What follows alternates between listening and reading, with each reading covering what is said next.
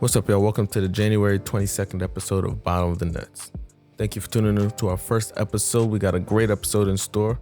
We'll cover a 2-1 record throughout the week, starting off with the loss to the Cavs, in which Kyrie got a fine for responding to a heckling fan. We cover a win against the Wizards, in which our assistant coach decided to interfere with the play. Good for him. And we also cover a win against the Spurs, in which James Harden had a 37-point triple-double. We also cover KD's latest knee injury, Harden's future with the team, and the incoming Paul Millsap trade. This is Bottom of the Nets. We cover all things Nets on Bottom of the Nets. Stay tuned.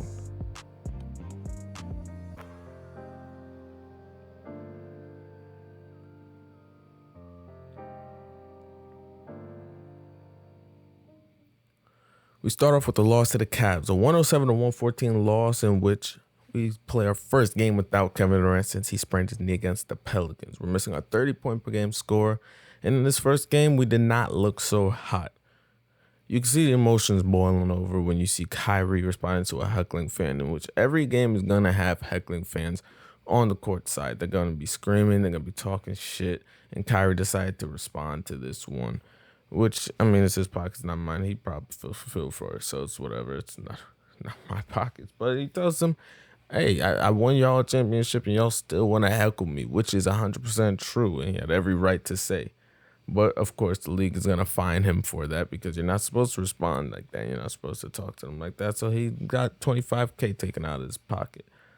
We also saw Jared Allen return to the Nets. It's always nice to see a former Net that did well for us return to the Nets and put on a show. Jared Allen had 14 and 10, but all season long he's been playing at an all-star caliber level, and we're still Jared Allen fans over here. We want to see him in the all-star game, so good for Jared Allen. But this game overall had its ups and downs. There were many times where it felt like we were gaining momentum and we were about to take over, especially at the end of the third quarter. We ended on an 11-2 run, and it felt like we were doing something. It felt like we were going to take over, but it never really amounted to anything. Once the fourth quarter started, it never really amounted to anything. And eventually the game came down to the last 2 minutes in which we just completely fumbled the bag. It wasn't, if you ask me, it wasn't that bad of a loss. Most of the Nets fan base did feel like it was a terrible loss, and it was reflective of our entire season, but I don't feel like it was that bad. I felt like it was very deflating, in which there was a lot of in and out shots. There was a lot of missed wide open shots, some missed gimme shots from LaMarcus Aldridge, and some big mental defensive mistakes. And it really just hurt badly to the bone to watch. But I don't think it was that bad of a loss. I think we were we were playing like shit. We played terrible. We played awful, and we were still in it in the last 2 minutes. And I think that was reflective of our entire season, in which we're missing a lot of players. Even today, we're missing Kyrie, Joe Harris, and Nick Claxton. And throughout the season, we've been missing Kyrie Irving, we've been missing Joe Harris, and we've been missing a lot of players. Yet, and while we still play like shit, we are still in contention for the number one seed. For most of the season, we have been a number one seed. And I believe that is what this loss is reflective of. You know, I think a lot of the Nets fan base said, fire Steve Nash after this. Trade LaMarcus Aldridge. But let's be honest, LaMarcus Aldridge has been phenomenal for us all season. He's not missing very many shots. But he missed those 2 gimme shots, which is going to be stuck in our mind. Regardless, as I said, we lost. And that's all that really matters. But I don't believe this will be happening again. But credit to the Cavs for playing well. They did well. Looking at the box score, James Harden had 22, 10, and 7. Kyrie, 27, 9, and 7. We had double-digit performances from Patty, LaMarcus, Edwards, and Day'Ron. And on the Cavs side, Darius Garland with 22, 12, and 6. Jared Allen with 14 and 10, and 6 total players in double figures. Next is the win against the Wizards, a 119-118 win, in which this was gut-wrenching. This is the anxiety you get from sports. The last possession for the Wizards gave every Nets fan watching a heart attack. But this was Kyrie's best game of the season and LaMarcus's bounce back game. LaMarcus and Kyrie played amazing today. We went to LaMarcus in the clutch as if this was like Portland Trailblazers LaMarcus. We saw Kyrie doing what Kyrie does, but his best game of the season so far. He's finally getting back into form, doing what Kyrie Irving usually does. He's one of the greatest players to watch in the league, most exciting players to watch. This win was almost a deflating loss. We were up 16 points in the third quarter. We had the game under control the whole way through up until the last very chaotic moment. We had a game in our hand. It would look like it was going to be a blowout, Nets versus Wizards, whatever. Go in, win, walk out. But that's not what it was. We were up 16 and they came back. One reason for that, I believe we got tired. Steve Nash, for some reason, decided to play only 8 players tonight. And, I don't think that we're going to be in very good shape in the end if we're only playing 8 players the whole game. We had Kyrie, Patty Mills, and James Harden all play over 37 minutes for some reason, with James Harden playing like 39, almost 40 minutes. And I'm not in the fire Steve Nash camp, as I said earlier, and I don't believe that he's doing that bad. I don't think he's doing a bad job at all this year. But I do believe that he needs to be better with his minutes distribution. There's no reason that we should have at this point of the season these players playing 37 minutes in a regulation game. There's no reason at all. You're tiring them out. How are they going to play in the playoffs? They're not young. James Harden, Kevin Durant, and I think Kyrie are all like in their 30s. So there's no reason for them. Kevin Durant, when he was playing, they were all playing a crazy amount of minutes. And I don't think that that's good for our future. I just don't. Leading up to that very chaotic moment, we saw our assistant coach, David Vanterpool, hit the ball on a play where Kyle Kuzma was supposed to catch. I forgot who was passing to Kyle Kuzma, but he was supposed to catch it. And David Vanterpool, for some reason, decided that it was a good idea for him to reach his hand out and deflect the ball like he was on the court playing. And that led to a lot of controversy on social media. And now all of a sudden the Nets are cheaters and the league fined him and the Nets thousands and thousands of dollars. And this was very confusing to me. Is like, why? Your assistant coach, why? Obviously he knows better. Why? Like, what were you thinking? What were you doing? He's lucky it didn't actually interfere with the game and he didn't get his ass ejected. But it's like, what are you doing? Why? I wouldn't have been surprised if the league decided to suspend him. I probably would have been happy if the league decided to suspend him. I'm confused as to why they didn't. It's just like, why? But it's not the biggest deal. I just wanted to bring it up and talk about it. It's just like, I don't know. I'm just a what the hell moment. But in the end of the game, I think we got lucky. The end of the play, the last play was very hectic, chaotic. Kyle Kuzma put up a shot wide open, misses, and then Spencer Dinwiddie ends up with the ball 4-3 and misses on a shot that we have probably seen him make many times. A crazy end of game shot. Spencer Dinwiddie used to do that regularly for us, but he missed this one. Like I said, lucky, because we know Spence could do that. But in the end, just like in the last game, the only thing that really mattered was the L. The only thing that really matters at the end of this game is the W. We won the game. In the end, Kyrie had 30 points and 7 assists. LaMarcus had 27 and 6 on 11 of 15 shooting in his bounce-back game. Harden with 18, 9, and 8. Nothing special. Patty Mills with 17, 5, and 5 on 5 of 7 3-point field goals. And Daron with 14 and 6 on 6 shots. On the other side, the Wizards, Bradley Beal had 23 and 9. Kuzma had 16 points and also some good double-digit performances from Montrezl, Danny Avila, Roy Hachimura, and Spencer Dinwiddie. Next is the win against the Spurs, a 117-102 win in which James Harden had a 37-point triple-double, looking like vintage Houston Rockets James Harden that we have been waiting to see all year. This is what we love to see Harden do. I would love to see Harden play just the same way he played last week when he just cut up the Bulls. This is what we like to see from James Harden, and this is what we're happy watching from James Harden. He's playing with them. He's playing out of his mind, and he's just toying with them. You see at the end, you see Kyrie and James Harden hug, exchange, and it's just, being a Nets fan in that moment, seeing that, it's just fun, amazing, it's great, and you just, special. To see where we came from and seeing this now, it's special. There's not much to take away from this game besides Dejounte Murray playing out of his mind against us. And the only reason I say keep an eye on that is because he can be a potential serious contender against us. Obviously, the Sixers have Ben Simmons and they're looking to move him. And if no other team is giving them a real bona fide superstar, they may trade him for someone who's on the up and up. and Dejounte Murray seems like that guy.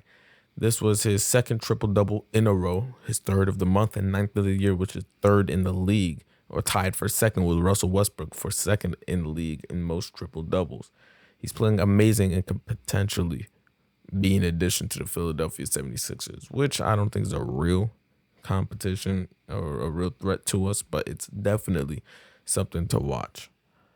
Anyways, looking at the box score for the Nets, James Harden had 37, 11, and 10. Kyrie had 24. LaMarcus had 16 and 7. De'Aaron had 6 and 10. And Edwards had a cool 3 steals. On the Spurs side, Murray had 25, 10, and 12. And we also saw some good games from Jakob Poeltl, Keldon Johnson, and Derek White.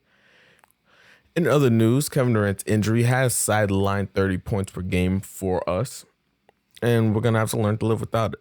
So far, we're 2-1, obviously, without it, and we're looking pretty good, but there's still some kinks we've got to work out. And especially without Claxton and Joe Harris still, we're going to have to really dig deep and find a way to win these games. Now, if we have the best backcourt in the league, it does make it a little bit easier.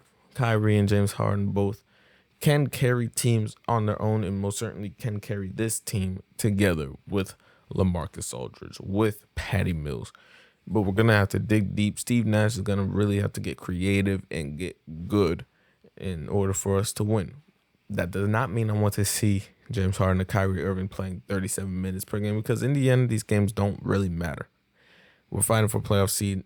Our seeding really matter that much? No, because it seems like we're better on the road anyways. So our seeding doesn't really matter anyways. I don't think it's that pressing of an issue for us to play them so many minutes. But regardless, we need to win some games. And so Steve Nash is going to have to dig deep, see what we've got in our bench, maybe give Cam Thomas some more minutes. I don't know. See what we got. Something else you guys may have seen is some questions about Harden's future with the team. I've seen articles about rumors about him leaving us in free agency, and so maybe the Nets are thinking about trading him now because he might want to go to the Sixers, and if we're going to lose him in free agency, we get nothing for him. We lose him now, then maybe we get something for him at the very least. I think that's absurd. It makes no sense to me. The Nets right now are obviously trying to win now. We're not in the business of rebuilding and trading pieces for the future. We're in the business of winning now. So unless we can get like Damian Lillard for him, which even that I wouldn't want, but I don't see any logic in trading James Harden from our team. Obviously, there's a possibility of us losing him in the summer, but I would rather take the chances of us winning now than us losing him now and just seeing what we could do right now. The Thunder did that. We're not doing that with him. We're not that stupid. Now, of course, there is the possibility of him leaving in free agency. I don't see that as a serious possibility either. While he might want to reunite with Daryl Morey and might want to go run it back with him, let's be honest. Does he want to be in Philadelphia over New York? I don't think many people do. And I don't think he wants to. Him with his brand and everything he has, he does not want to be in Philadelphia over New York. Not to say anything bad about Philadelphia, because I live in Philadelphia and I love Philadelphia. But I do not see James Harden wanting to live in Philadelphia. That's reason number one. Reason number two, they don't give him the best chance of winning. I don't think he sees Embiid as giving him a better chance of winning than Kyrie Irving, well, potentially Kyrie Irving and Kevin Durant. James Harden is not going to leave us for that. And now the biggest reason why he's not going to leave is simple. He doesn't make more money with them. He makes more money with us, and it's a substantial more amount of money with us than he would win with them. I don't see any way that he leaves us for the 76ers or any team for that matter, because I don't see any other team that gives him as good of a chance of winning. And that's all James Harden needs right now. He does not want to go out like Charles Barkley. He does not want to go out like Karl Malone, John Stockton, Patrick Ewing. He wants to win. He wants a championship. He can do that here in a way that he can't do anywhere else. I don't see him leaving us. We also see rumors about Claxton and Joe Harris leaving or getting traded, which is just a whole lot of trade deadline rumors. You're going to see this when the trade deadline comes up. People are going to be in the rumors. It's normal. It's trade season. I think if we're healthy, we're unstoppable. There's no reason for us to trade such impactful guys. Nick Claxton, who has just been an amazing rim runner and shot blocker all year. Joe Harris led the league last year in 3-point percentage. Why would we trade that? I don't see any reason for us to make a trade like that unless we get a real big splash. Other than that, I think we just play the buyout market. Only person I do see actually getting traded is the one who we've already agreed to trade, Paul Millsap, in which I think we all saw this coming. He doesn't really have anything that really fits us. There's nothing that he really does that we don't already have. He's a skilled, smaller, big man, which is Blake and LaMarcus already. Except Blake is more athletic and LaMarcus is much more skilled at this point of their careers. Or at any point of their careers, for that fact. So there's nothing really we get from Paul Millsap, but he still has more in the tank. So we can trade him to a contender most likely and maybe get some good equity back. What I'd really want to see is us get a big back, a very competent, stout big, and a real big. I don't know if we have a single 7-footer outside of Kevin Durant, who's not listed at 7 feet. So I don't think we have a single legit 7-footer big man for us to put in the paint and body somebody up. If we play against Jokic, we need someone to stand in the paint and body up. LaMarcus isn't doing that. Blake isn't doing that. Daron is not old enough and mature and vetted enough to be doing that. As good as he's been all season, he's still a rookie, and I don't think we want him in that situation if we were to meet the Nuggets in the finals somehow.